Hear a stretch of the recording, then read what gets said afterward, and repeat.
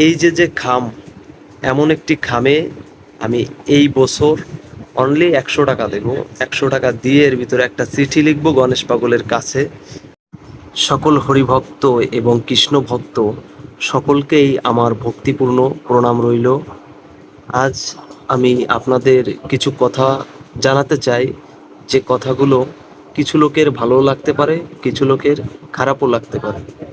তারপরও আমি বলবো, যদি আমার কথায় যুক্তি থাকে তাহলে আমার এই ভিডিওটি শেয়ার করবে, যাতে সবাই দেখতে পারে, তাদের মনের যে আবেগ, তাদের যে কথা তারা কমেন্টে এসে বলতে পারে। জয় হরিচাঁদ। আমার কথা আমি শুরু করতে চাই, সেটি হচ্ছে গণেশ পাগলের সেবাশ্রম নিয়ে।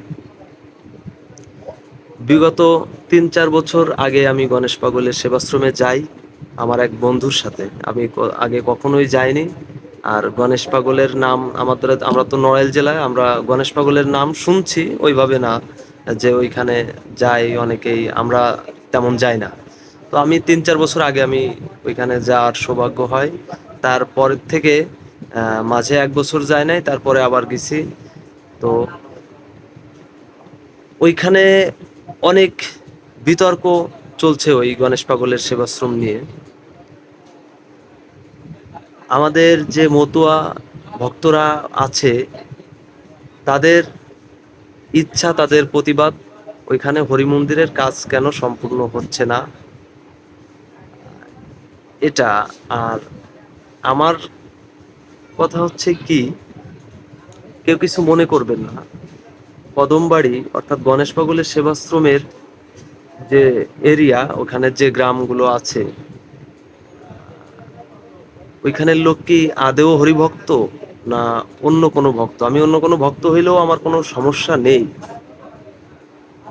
এখানে আমি দোষারোপ করব আমাদের মতুয়া ভক্ত যারা আছে গণেশ পাগলের সাথে, গণেশ পাগলের আশ্রমের সাথে জড়িত, প্লাস ওই এলাকায় বাড়ি, প্লাস সারা বাংলাদেশে যে মতুয়া সমাজ, মতুয়া ভক্তবিন্দুরা আছে, তাদের আমি দোষারোপ করব। কেন দোষারোপ করব? আমি যে 3 বছর ওইখানে গিয়েছি ওই গণেশ পাগলের সেবাশ্রমে, তো ওইখানে এই যে অশ্বিনী ধামে তারকেশ্বর বাড়ি, আরো বিভিন্ন জায়গা আছে, বিভিন্ন বড় বড় মতুয়া সম্মিলন হয়। সেইখানে যে সাধু গোসাইরা, মতুয়া যে সাধু গোসাইরা, বড় বড় যে সাধু গোসাইরা, বড় বড় যে মতুয়া দল, ঠাকুরের নাম করে ওই এলাকার লোক, ওই যারা সম্মিলন করে, প্লাস ভালো যে জায়গাগুলো আছে, ওইখানে নাম করে যে ভক্তির জোয়ার, ভক্তি আবির্ভূত হয় ওইখানে সকলেরই মনে।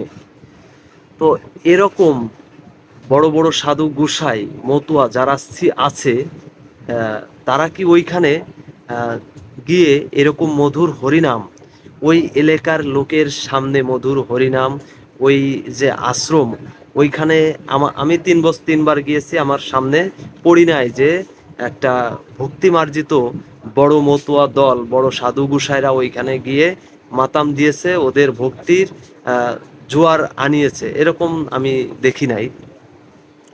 এখন আমার কথা হচ্ছে, এই জায়গায় যেহেতু ওইখানে হরিমন্দির স্থাপন হয়েছে, কিন্তু কাজ সম্পূর্ণ হয় নাই।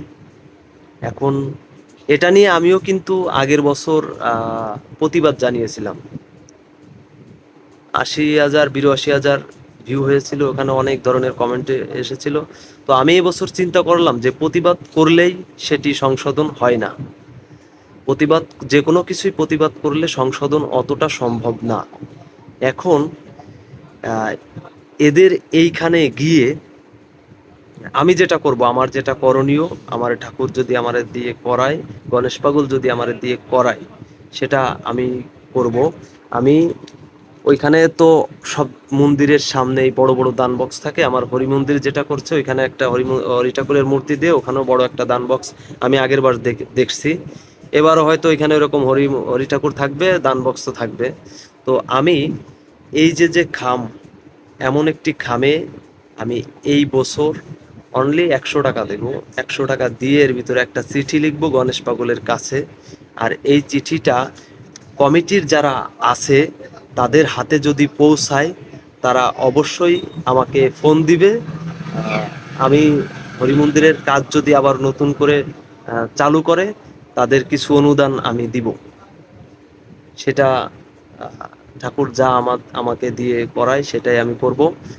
আমি এই চিঠির মাধ্যমে আমি গণেশ পাগলের কাছে একটি চিঠি দিতে চাই। এই চিঠিটা গ্রহণ করে অবশ্যই আমার নাম্বারে যোগাযোগ করবে।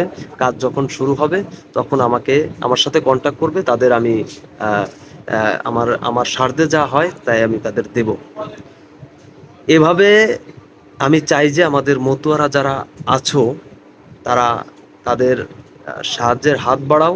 ঠাকুরের মন্দিরটার কাজ স্থাপন উঠুক, সম্পূর্ণভাবে উঠুক। আর পাগল গোসাই সাধু যারা আছেন আপনারা বাংলাদেশে, মাথায় মাথায় যে পাগল সাধুরা আছে, ওইখানে যেহেতু ঠাকুরের ভিট স্থাপন হয়েছে, ঠাকুর যদি সবকিছুই করায় তাহলে ওইখানে হরিমন্দিরও করাবে। কিন্তু আপনাদের ওইখানে যেতে হবে।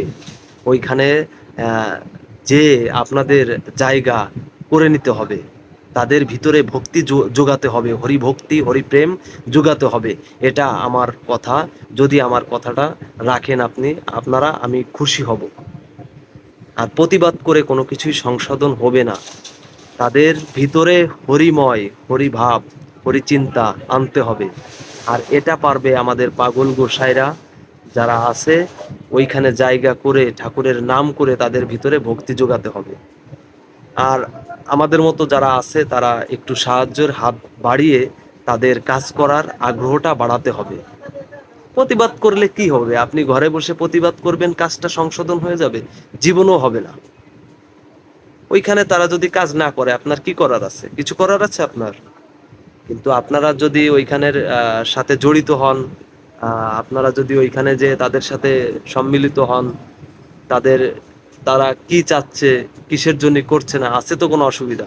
যে কোনো একটা অসুবিধা আছে, তারাও তো মানুষ। এই কারণে প্রতিবাদ করে কোনো লাভ নেই। আহ, তাদের ভিতরে হরিময় চিন্তা আনতে হবে।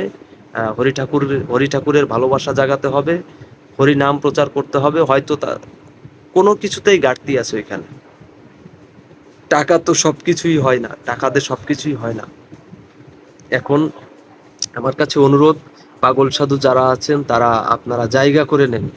এত জায়গায় নতুন নতুন ভক্ত হচ্ছে। সারা বিশ্বে যদি ঠাকুরের নাম প্রচার হয়, সারা বিশ্বে যদি ঠাকুরের মন্দির হয়, তাহলে গণেশ পাগলের বাড়ি ঠাকুরের মন্দির হতে এত বাধা হবে কেন? এই কারণে আপনারা সবাই ওখানে যান, ঠাকুরের ভাবধারা ওইখানে আনেন। এটাই আমি আশাবাদী। জয় হরিচাঁদ, জয় গুরুচাঁদ।